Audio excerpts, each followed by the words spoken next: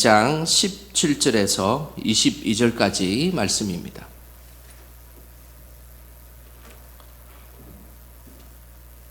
베드로 후서 2장 17절에서 22절까지 말씀, 우리 한 목소리로 말씀 읽겠습니다.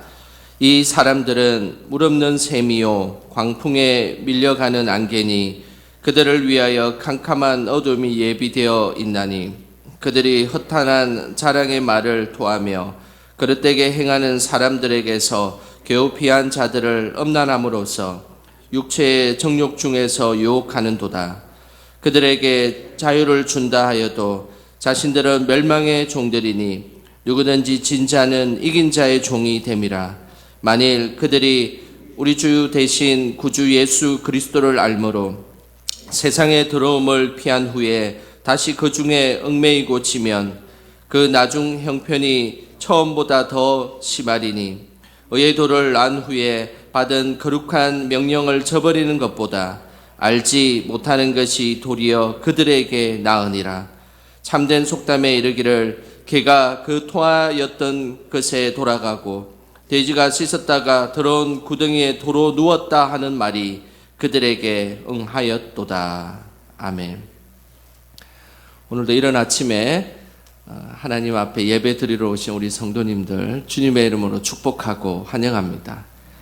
날씨가 많이 또 추워지고 또 그리고 가을이 깊어지고 있습니다. 늘 하나님의 은혜 가운데 거하시고 성령의 열매가 많이 맺히시기를 주님의 이름으로 소망합니다. 우리나라의 이단들은 우리가 생각하는 것보다 더 치밀하고 그리고 경제력도 상상을 초월할 정도입니다. 그래서 참으로 안타까운 것은 기독교의 어려움을 틈타서 교회의 건물을 매입하고 이단의 본거지로 삼는 경우가 많이 있습니다. 제가 친하게 지내는 목사님도 신도시에 교회를 건축하였습니다. 세월이 지나면서 처음에 신도시에 교회를 건축할 때는 교회가 주변 사람들에게 잘 보이는 교회였습니다. 근데 세월이 지나다 보니까 그 교회 주변에 건물들이 막 들어서다 보니까 이제 교회가 아예 건물 속에 들어가 버려가지고 보이지가 않았습니다.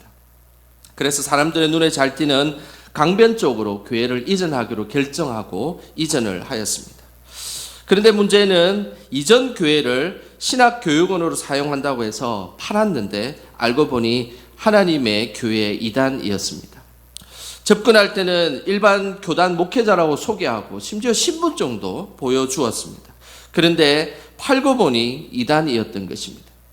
지금은 그 이전 교회 건물에 십자가는 내려져 있고 하나님의 교회 간판이 붙어져 있습니다. 이 교회도 상당히 규모가 있는 교회인데 이런 일이 벌어졌으니 얼마나 참 기가 찰 노릇이겠습니까? 이런 비슷한 일들이 한국 교회에 최근에 많이 일어나고 있습니다. 2014년도에 판교의 어떤 초대형 교회가 500억짜리 공사를 한 적이 있습니다. 이 교회는 강남 지하방에서 개척을 해서 재적수만 10,000명에 이르는 초대형 교회로 성장했습니다. 그래서 이제 더 이상 성도들이 예배 드리기가 힘들어서 판교로 새로 교회 건축을 해서 이전을 하였습니다. 그런데 이 건물 대출금을 해결하지 못하고 끝내 이 교회가 경매에 넘어가게 되었습니다. 그런데 그 경매에 넘어가는 그 순간에 하나님의 교회가 이 교회를 매입한 것입니다. 3,500석이라는 규모의 초대형 교회가 이 문제가 생긴 것은 처음 있는 한국교회의 일이기 때문에 한국교회는 사실은 이 문제 때문에 매우 큰 충격을 받은 적이 있습니다. 항상 우리도 하나님의 뜻과 사람의 생각을 잘 분별하여서 하나님 나라의 확장을 위해서 살아가는 저와 여러분 되시기를 주님의 이름으로 소망합니다. 베드로전서는 외부의 고난을 극복하는 말씀이라면 베드로후서는 내부의 문제를 해결하는 말씀입니다. 이 내부의 문제가 무엇이겠습니까? 그것은 바로 거짓 교사들, 이단들의 문제였습니다. 이단들은 초대교회 성도들을 온전하게 하나님 말씀 앞에 나아가지 못하게 하고 그리고 로마의 타락한 문화를 전수함으로 통하여서 초대교회 공동체를 힘들게 만들었던 무리들이었습니다. 이 거짓 교사들에 대해서 지난주는 매우 과격한 표현을 했습니다. 이성 없는 짐승, 점과 흠, 그리고 저주의 자식, 이런 아주 매우 거친 표현들이 지난주의 말씀 속에 있었습니다. 기억이 나시는지 모르겠습니다. 오늘 금방 읽은 본문은 거짓 교사들의 이제 본격적인 그 거짓 교사들의 실상에 대해서 우리에게 말씀하고 있습니다.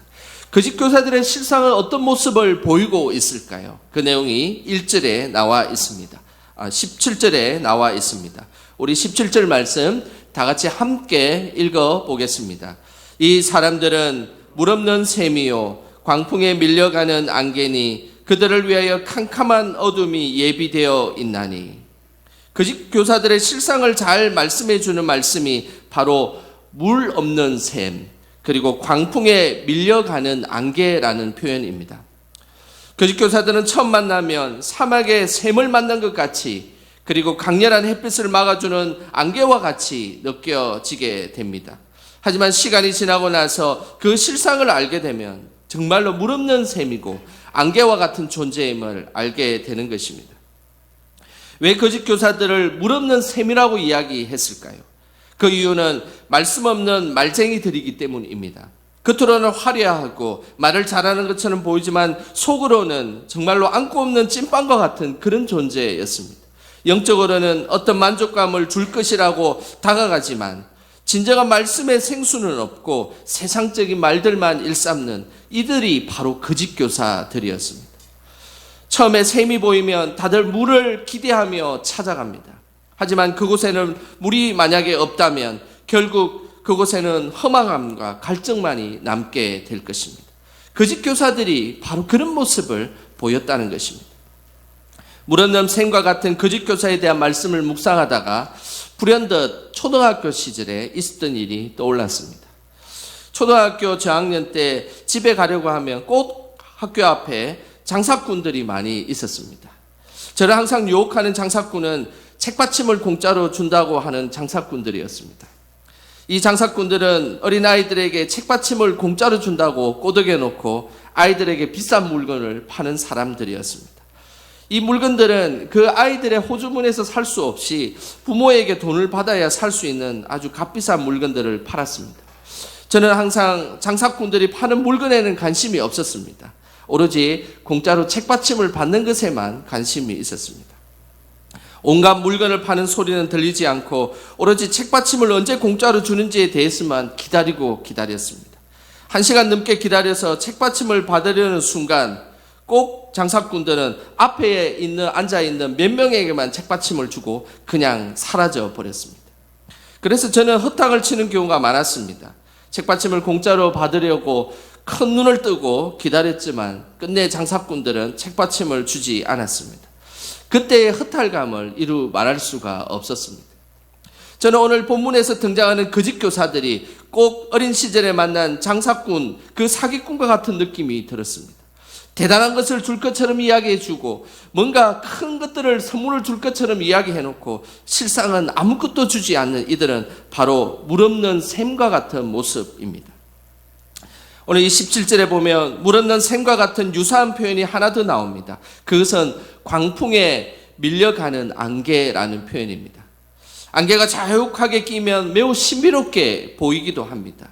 뭔가 그 안개 속에 끼어 있을 그때는 뭔가 신비로운 것들이 나타나고 무언가 생길 것 같은 기대감이 생깁니다. 하지만은 바람이 일순간에 불어버리면 그 안개는 사라지게 되는 것입니다. 거짓 교사들은 일시적인 교훈을 우리에게 줄 수 있습니다. 하지만 이들이 전하는 교훈은 금방 사라지는 것들입니다. 이들에게 뭔가 대단한 말씀이 있는 것 같고 이들이 뭔가 신비로운 것들을 우리에게 보여줄 수 있는 것 같지만 그러나 실상은 바람이 불고 그리고 실제가 드러나면 열매 없는 나무와 같은 허망함을 우리에게 줄 뿐입니다. 예수님 당시 거짓 교사들과 같은 모습을 하고 있는 이들이 있었습니다. 그들은 바로 서기관과 바리새인들이었습니다.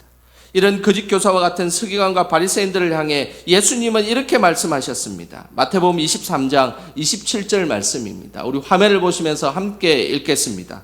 화에 있을진적 외식하는 서기관들과 바리새인들이여 회칠한 무덤 같으니 겉으로는 아름답게 보이나 그 안에는 죽은 사람의 뼈와 모든 더러운 것이 가득하도다. 예수님은 바리새인과 서기관을 향해서 회칠한 무덤 같다고 말씀하였습니다. 예수님 당시 무덤은 흰색으로 회를 칠했습니다. 그 이유는 절기 때 많은 사람들이 예루살렘 성전에 올 때 오는 길에 시체가 닿지 않게 하기 위해서 흰색으로 표시를 해 두었던 것입니다. 이스라엘 사람들은 시체에 닿으면 일주일 동안 부정하기 때문에 예루살렘 성전에 들어갈 수가 없었습니다. 그래서 먼 곳에서 예루살렘 성전에 오는 그 순례객들을 위해서 무덤을 지나가다가 시체에 닿지 않게 하기 위해서 무덤에는 하얀 회를 이렇게 칠해 놓은 것이었습니다. 예수님은 서기관과 바리새인들이 꼭 회를 칠한 무덤처럼 보였다라는 것입니다. 겉으로는 화려하고 깨끗한 것 같고 그리고 아주 흰색으로 청청하게 보였을지도 모릅니다. 그러나 속으로는 죽은 사람의 뼈와 더러운 것이 가득한 모습이었기 때문입니다. 강풍에 밀려가는 안개와 회칠한 무덤은 비슷한 표현입니다. 결국 겉으로는 좋아 보이지만 그 중심에는 예수님도 없고 말씀도 없는 거짓 교사들을 경계하라라는 말씀입니다. 믿음의 사람들도 마찬가지입니다. 우리가 외적으로 화려한 것들을 세상 사람들에게 드러내고 믿음의 사람들에게 보이는 것이 중요하지 않습니다. 중요한 것은 우리 중심에 예수님이 있는지 그리고 우리 중심에 하나님의 말씀이 들어있는지가 더 중요하다는 것입니다. 늘 우리 중심에 예수님과 말씀이 가득하시기를 주님의 이름으로 소망합니다. 사도 베드로는 거짓 교사들의 실상을 공개하고 알리면서 걱정하고 있는 것이 있었습니다. 그것은 18절에 나옵니다. 우리 18절 말씀 같이 읽겠습니다. 그들이 허탄한 자랑의 말을 토하며 그릇되게 행하는 사람들에게서 겨우 피한 자들을 음란함으로써 육체의 정욕 중에서 유혹하는도다. 사도 베드로가 걱정하는 것은 바로 초신자들을 걱정하였습니다. 여기 18절에 초신자라는 이 표현은 겨우 피한 자들이라는 표현입니다. 여기서 겨우 피한 자들이라는 말은 잠시 피하고 있는 사람들, 이제 막 피하고 있는 사람들입니다. 이들의 공통점은 거짓 교사들이 유혹을 통해서 완전히 피한 자들이 아니라 일시적으로 이제 잠시 말씀을 통해서 피했습니다. 그런데 사도 베드로가 걱정하고 있는 것은 이들은 아직 믿음이 연약한 자들이기 때문에 거짓 교사들에게 쉽게 넘어가게 되었다는 것입니다. 사도 베드로는 거짓 교사들의 허탄한 자랑에 넘어갈까 걱정하고 있었습니다. 뿐만 아니라 거짓 교사들의 타락을 따라할까 봐 걱정하고 있었던 것입니다. 늘 예수님도 동일하게 말씀하셨습니다. 믿음이 연약한 자를 실족하지 않게 하는 것, 이것이 바로 예수님의 뜻이었습니다. 이 사실을 베드로는 너무나 잘 알고 있었습니다. 예수님은 믿음이 연약한 자를 보호하시기를 원하십니다. 마태복음 18장 6절에 이렇게 말씀하셨습니다. 누구든지 나를 믿는 이 작은 자 중 하나를 실족하게 하면 차라리 연자 맷돌이 그 목에 달려서 깊은 바다에 빠뜨려지는 것이 나으니라. 예수님은 항상 믿음이 작고 연약한 자들의 관심을 가지고 있었습니다. 그래서 어린아이와 같은 믿음이 연약한 자를 그리고 믿음이 작은 자를 실족하게 하면 차라리 소나 나귀가 돌리는 거대한 맷돌을 목에 걸고 바다에 빠지는 것이 낫다라고 매우 엄중하게 말씀하셨습니다. 철저하게 믿음이 연약한 자를 돌보는 것이 예수님의 뜻입니다. 그런데 거짓 교사들은 이런 것에 관심이 없었습니다. 오히려 믿음이 연약한 자를 현혹하고 유혹해서 넘어지게 만드는 그 모습이 바로 거짓 교사들의 모습이었습니다. 중세시대에도 믿음이 연약한 자를 유혹해서 결국 패망으로 이끈 사건들이 많이 있었습니다. 그 중에 대표적인 것이 어린이 십자군 사건입니다. 1212년에 이방인들에게 빼앗긴 성지를 탈환하기 위해 프랑스와 독일의 소년 소녀들이 십자군을 형성하였습니다. 이 십자군은 한 양치기 소년 에디앵에 의해서 시작되었습니다. 당시 야항을 치고 있던 프랑스의 에디앵에게 한 거지 노인이 찾아와서 성지 회복의 임무를 부여하였다라고 합니다. 에디앵은 신의 계시를 받았다라고 떠돌아다녔습니다. 이 이야기를 들은 소년 소녀들이 모여들기 시작했습니다. 무려 3만 명이나 달하는 소년 소녀들이 모여들어서 예루살렘 성지를 이방인으로부터 우리 탈환하자라고 그들이 외치며 모여들었던 것입니다. 이들은 굶어가며 걸어서 땅끝인 바다까지 걸어가게 되었습니다. 이들은 자신 앞에 바다가 갈라질 것이라고 생각했지만 갈라지지 않았습니다. 그리고 예루살렘 성지로 그들은 당당히 걸어갈 것이라고 생각했지만 걸어가지 못했습니다. 이들이 기다리고 있었던 것은 7척의 배뿐이었습니다. 어린이 십자군들은 7척의 배에 올라탔습니다. 그리고 그 중에서 2배는 좌초하여서 바다에 빠지게 되고 나머지 5척은 이 배 속에 타고 있던 소년 소녀들을 아프리카 노예로 팔아버렸습니다. 그리고 나서 다시 고향으로 돌아온 아이들은 겨우 700명 정도밖에 되지 않았습니다. 이들을 주동했던 사람들은 흔적조차 사라지게 되고 이들은 어디에 있는지도 모르게 없어지게 되었습니다. 바람에 부는 안개가 모두 사라진 것처럼 이들은 사라지게 되었습니다. 당시 교직교사들의 모습이 바로 이런 모습이었습니다. 정확하지 않는 계시와 그리고 신비주의 사상들을 통하여서 믿음이 연약한 자들을 계속해서 패망시키고 그리고 하나님 앞에 온전히 나가지 못하게 했던 사람들, 그들이 바로 이 당시에 초대교회에 있었던 거짓교사들이었습니다. 그래서 사도 베드로는 믿음이 연약한 성도들에게 암적인 존재였던 거짓교사들을 경계할 것을 분명하게 우리에게 말씀하고 있는 것입니다. 이런 베드로의 경계에도 불구하고 거짓 교사들의 유혹에 넘어가는 자들이 있었습니다. 20절에 그 말씀이 있습니다. 우리 같이 함께 읽겠습니다. 만일 그들이 우리 주 대신 구주 예수 그리스도를 알므로 세상의 더러움을 피한 후에 다시 그 중에 얽매이고 지면 그 나중 형편이 처음보다 더 심하니. 20절에 보면 사도 베드로는 거짓 교사들의 유혹에 넘어간 자들이 있다라고 말씀하고 있습니다. 그래서 세상의 더러움을 피한 후에 다시 그 중에 얽매이고 지면이라고 말씀하고 있습니다. 이 말씀은 처음에는 초신자들이 믿음으로 거짓 교사들의 유혹에 일시적으로는 피했습니다. 하지만 다시 거짓 교사들의 유혹에 빠지게 되고 넘어가게 되었다는 것입니다. 거짓 교사들의 유혹에 빠진 초신자들은 어떻게 되었을까요? 20절 끝부분에 이렇게 말씀하고 있습니다. 그 나중 형편이 처음보다 더 심해졌다라고 말씀하고 있습니다. 이 말씀은 믿음의 사람들이 다시금 거짓 교사들이 유혹으로 타락하게 되면 이전보다 더 타락하게 되고 형편이 더 안 좋아지게 된다는 것입니다. 예수님을 몰랐을 때는 타락해도 예수님에게 돌아오는 것이 쉽습니다. 하지만 예수님을 알고 예수님의 은혜를 받았던 사람들이 이제 예수님을 배교하게 되면 더 돌아오기가 힘들어진다라는 말씀입니다. 예수님도 이런 사실에 대해서 이렇게 말씀하였습니다. 마태복음 12장 43절부터 45절까지 우리 화면을 보시면서 함께 읽겠습니다.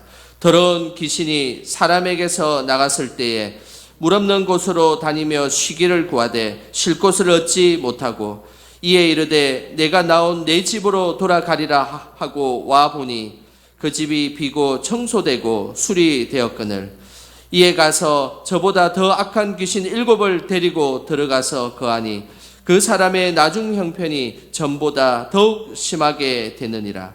이 악한 세대가 또한 이렇게 되리라. 더러운 귀신이 한 사람에게서 나갔습니다.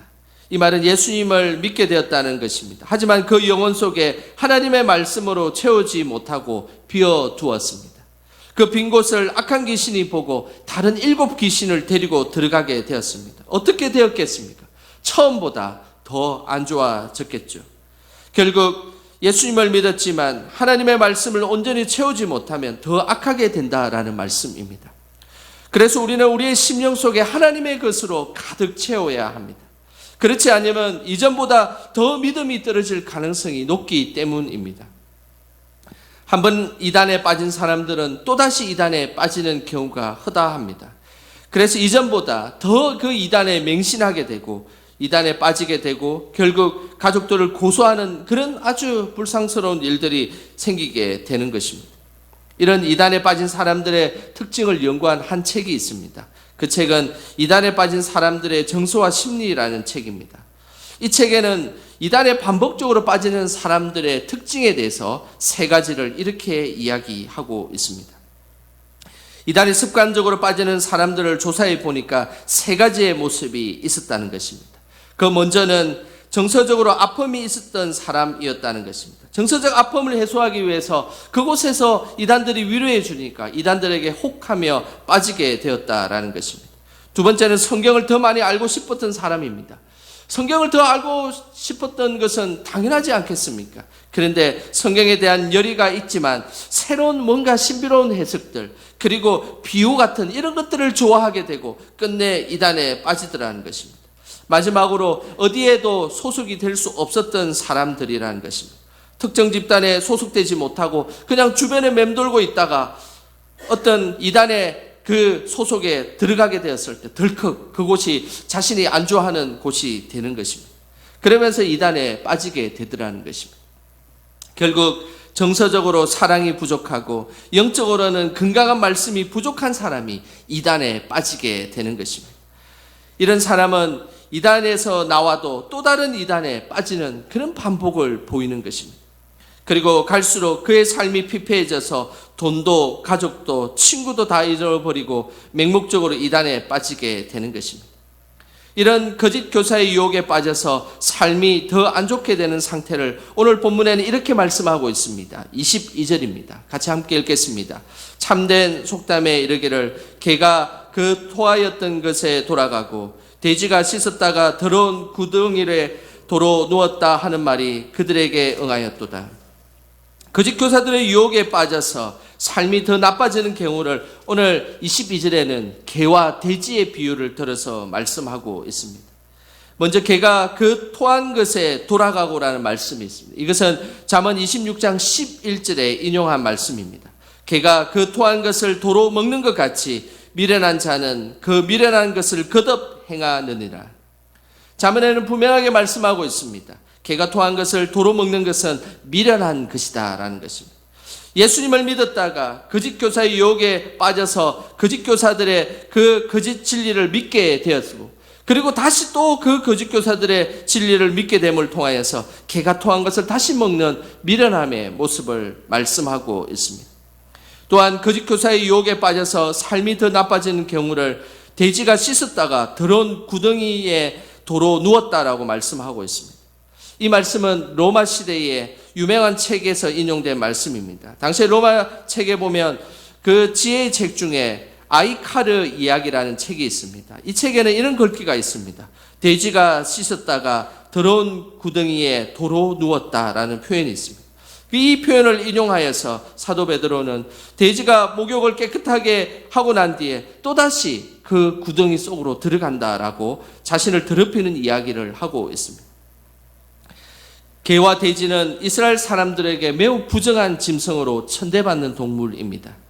그런데 부정한 짐승이 더 더러워짐을 말씀하고 있는 것은 예수님을 믿었다가 거짓 교사들의 유혹에 의해서 배교하게 되면 결국 그들의 삶이 더 나빠지고 궁극적으로는 패망에 이르게 됨을 말씀하고 있는 것입니다. 우리도 항상 말씀의 진리 위에 서 있어야 합니다. 세상의 잘못된 사상과 그리고 이단들이 행하는 그런 것들을 우리는 정확하게 분별해 내어야 합니다. 그래서 우리는 늘 말씀 중심, 교회 중심으로 신앙생활하는 것이 하나님께서 원하시는 믿음의 모습입니다. 오늘도 말씀과 기도를 통하여서 거짓 교사와 사상들을 물리치고 말씀의 분별력으로 진리 안에서 하나님 영광을 위해서 살아가는 저와 여러분 되시길 주님의 이름으로 축원합니다. 기도하겠습니다. 하나님 아버지, 우리에게 예수 그리스도의 사랑과 진리의 말씀을 주셔서 감사드립니다. 타락하고 혼탁한 세상 속에서 진리를 분별할 수 있도록 성령께서 지혜의 영을 부어 주시옵소서. 우리의 믿음이 말씀 중심, 교회 중심으로 신앙생활하게 하시고 어떤 악한 세력들이 우리 교회를 넘보지 못하도록 반석 위에 든든히 세워 주시옵소서. 예수님의 이름으로 기도드립니다. 아멘.